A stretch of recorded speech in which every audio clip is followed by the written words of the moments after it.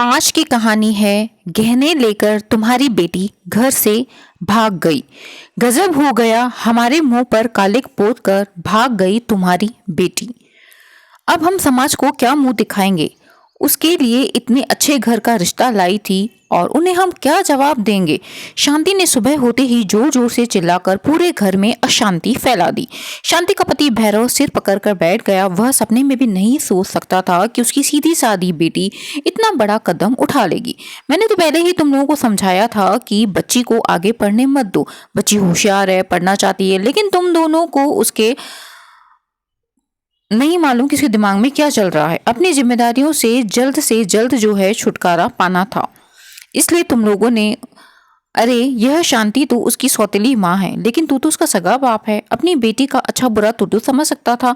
अब सिर पर हाथ पकड़कर क्यों बैठा है? खुश हो जाओ, पूरे मोहल्ले में मिठाई बांट। तेरे सिर से बेटी के नाम की बला जो है हमेशा के लिए उतर गई। भैरव की माँ जमुना जी गुस्से से बोली। पूनम भैरव और लक्ष्मी की बेटी थी। 4 लोगों का उनका खुशहाल परिवार था। भैरव, लक्ष्मी, बेटी पूनम और भैरव की मां जमुना जी। भैरव के पिता का देहांत काफी समय पहले ही हो चुका था। छोटे शहर का खाता पिता परिवार था। भैरव की अपनी किराना सामान की दुकान थी जो कि ठीक ठाक चलती थी। लक्ष्मी एक आदर्श गृहिणी थी। पति की सीमित आय में सबकी जरूरतों को पूरा करती थी, लेकिन उसकी खुशहाल जिंदगी को न जाने किसकी नजर लग गई। कैंसर जैसी खतरनाक बीमारी से लक्ष्मी के प्राण चले गए। भैरव ने अपना सब कुछ लगा दिया पत्नी को बचाने के लिए, पर उसे वह बचा नहीं सका। 5 साल की बिन मां की पूनम को संभालना भैरव के लिए चुनौतीपूर्ण था। भैरव की मां जमुना जी ने उन्हें बच्चे की अच्छी परवरिश के लिए दूसरी शादी की सलाह दी।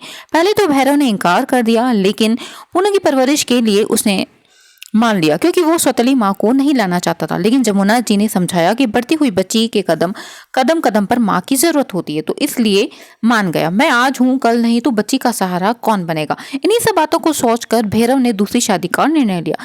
भैरव ने उनकी बात मान ली और शादी के लिए रजामंदी दे दी। किसी रिश्तेदार द्वारा उन्हें शांति का एक रिश्ता सुझाया गया था। शांति गरीब परिवार की 4 बेटियों में सबसे बड़ी बेटी थी। वो लोग शादी में दहेज देने में असमर्थ थे। जब खाते पीते घर का रिश्ता आया तो शांति के माता पिता तुरंत राजी हो गए। भगवान धन दौलत दे पर सौतेली माँ न दे। बिन माँ के बच्चे की जिंदगी जो है नर्क से भी बुरी हो जाती है, ऐसा कहा जाता है। यह बात पूनम के लिए भी सही साबित होने लगी। जब तक घर की बागडोर जमुना जी ने संभाली थी तब तक सब कुछ ठीक था, लेकिन जैसे ही कुछ ही समय बाद शांति ने एक प्यारे से बेटे को जन्म दिया। शांति एक छोटी सी बच्ची पूनम से बर्तन, झाड़ू, पोछा, घर के अन्य काम भी करवाने लगी। जमुना जिसे कहती, बहू छोटी सी बच्ची से हर काम करवाना अच्छी बात नहीं है। उसे पढ़ाई में मन लगाने दो, दोस्तों के साथ खेलने दो, उसका बचपन उसे खुलकर जीने दो। तब शांति पलटकर कहती कि यही सगी माँ होती तो अगर वो बच्चे को डांटती, बच्चों का काम करवाती, बच्चों से घर का काम करवाती, तो आप लोग कुछ नहीं कहते। यही काम मैं करवा रही हूँ तो आपको लग रहा है कि मैं जो है सौतेली हूँ, इसलिए मेरी हर गतिविधि पर आप उंगली उठाते हो। शांति मगरमच्छ के आंसू निकाल कर सहानुभूति ले लेती। पूनम काम करने से मना करती तो हाथ में रस्सी बांधकर उसे कमरे में बंद कर देती। पति के आने पर कहती कि तुम्हारी बेटी ने मुझे बहुत तंग कर रखा है, छोटे भाई को सारा दिन मारती रहती है, छोटे भाई से ईर्ष्या रखती है, इसलिए इसे मैंने बांध कर रखा है। शांति पूनम के खिलाफ जो है अपने पति को भड़का रही थी। कभी कभी तो वह उसके खिलाफ हो भी जाता, और अब तो जमुना जी भी कि घर में कोई नहीं सुनता था। पूरी हुकूमत जो थी वो शांति पर ही थी। ऐसी परिस्थिति में पूनम ने जिले में टॉप कर 12वीं की परीक्षा पास की। पढ़ाई के साथ साथ वह घर का काम भी करती थी और अच्छी तरह से जानती थी कि शिक्षा ही उसे इस दलदल से बाहर निकाल सकती है।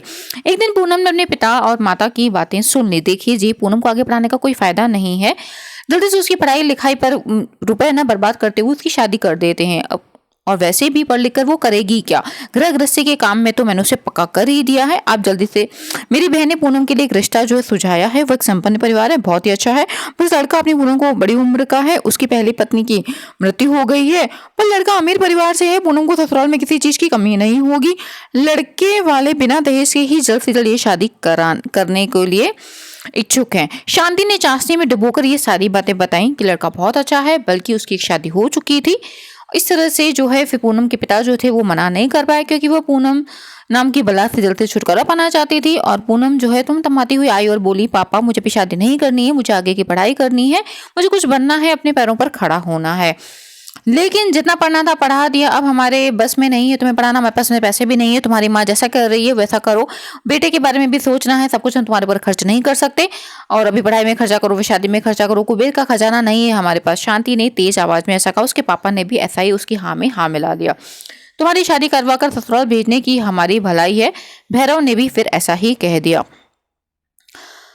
जल्द ही शांति और भैरव लड़के वालों से मिलकर पूनम की फोटो दिखाकर शादी की बात जो है वो पक्की भी कर लेते हैं। दादी जमुना ने भैरव से कहा कि पूनम की शादी करने की जल्दबाजी ना करे, उसे आगे पढ़ने दिया जाए, लेकिन उसकी भी किसी ने नहीं सुनी। तब जमुना जी के दिमाग में युक्ति आई। उन्होंने पूनम की सरगसी माँ के भाई को फोन लगाया और उन्हें सारी स्थिति से अवगत कराया।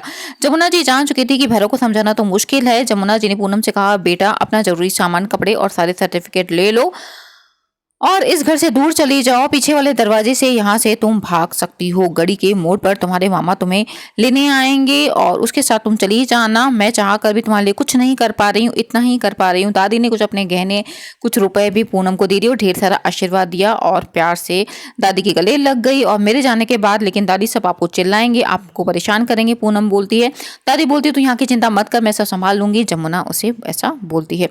रात के अंधेरे में पूनम अपने मेरे भाई के साथ चली जाती है और दादी ने घर में किसी को संदेह नहीं होने दिया कि उन्होंने ही पूनम को जो है घर से भगाया है। पूनम के मामा उसके रुकने की व्यवस्था एक हॉस्टल में कर देते हैं, क्योंकि वो जानते थे कि भैरव सबसे पहले पूनम को खोजबीन करने यही आएंगे। तो इसलिए इससे भैरव ने जब पूनम के घर से भाग जाने का पता चला तो वो सिर पकड़ के बैठ गया था। तब जमुना जी बनावटी अंदाज में कहती है, देखो तो पूनम की चालाकी, मेरे तो सारे गहने लेकर भाग गई।